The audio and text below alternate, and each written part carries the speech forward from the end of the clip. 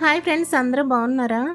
ఈరోజు ఒక healthy recipe ఒకటి చేస్తాను. అదేనండి మష్రూమ్ కర్రీ.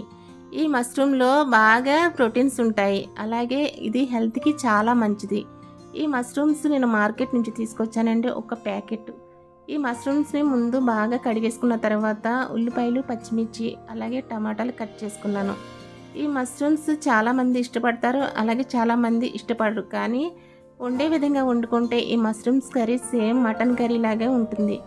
ఇది నాన్ వెజ్ అంటారు, కానీ నాన్ వెజ్ కాదండి మష్రూమ్స్. చాలామంది ఏంటో అపోహలానే అంటారు.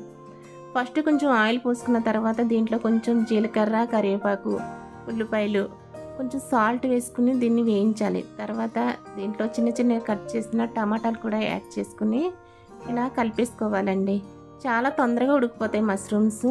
అలాగే ఇది తినడానికి కూడా చాలా బాగుంటాయి. ఇది చపాతీలోకి అలాగే రైస్లోకి కూడా చాలా బాగుంటాయి. ఈ మష్రూమ్స్ని చిన్న చిన్న పీసెస్ లాగా కట్ చేసుకోవాలి. ఇలాగా ఒక 2 పీసెస్ కింద కట్ చేసేసుకుంటే సరిపోతుంది.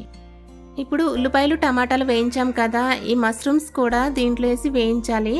ఈ మష్రూమ్స్లో వాటర్ ఎక్కువగా ఉంటాయి. ఈ వాటర్ అంతా కూడా వేయించేటప్పుడు బయటకు వచ్చేస్తాయి. అవన్నీ కూడా ఇంకే వరకు ఉంచి పసుపు, కారం వేయాలండి. దీంట్లో ముందే సాల్ట్ వేస్తాం కాబట్టి చూసుకుని వేసుకోవాలి. తర్వాత సరిపడా వాటర్ వేసి ఉడకనివ్వాలి. మసాలా కోసం నేను ఇంట్లోనే ఇలాగా మిక్సీ చేశానండి.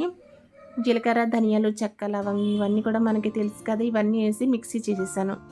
ఈ మసాలా కూడా దీంట్లో సగం ఉడికిన తర్వాత యాడ్ చేసుకోవాలి. ఇది చాలా సింపుల్గా చేసేసుకోవచ్చండి, చాలా ఈజీగా చేసుకోవచ్చు. అలాగే చాలా హెల్దీ ఫుడ్ కాబట్టి వారానికి ఒకసారైనా సరే తెచ్చుకుని తింటే చాలా మంచిది. ఇది సూపర్ మార్కెట్లో కూడా దొరుకుతూ ఉంటాయి. ఓకేనండి, కర్రీ అయితే ఇలా రెడీ అయిపోయింది. మీకు కానీ కర్రీ నచ్చినట్లయితే లైక్ చేయండి. Thank you for watching. Bye bye.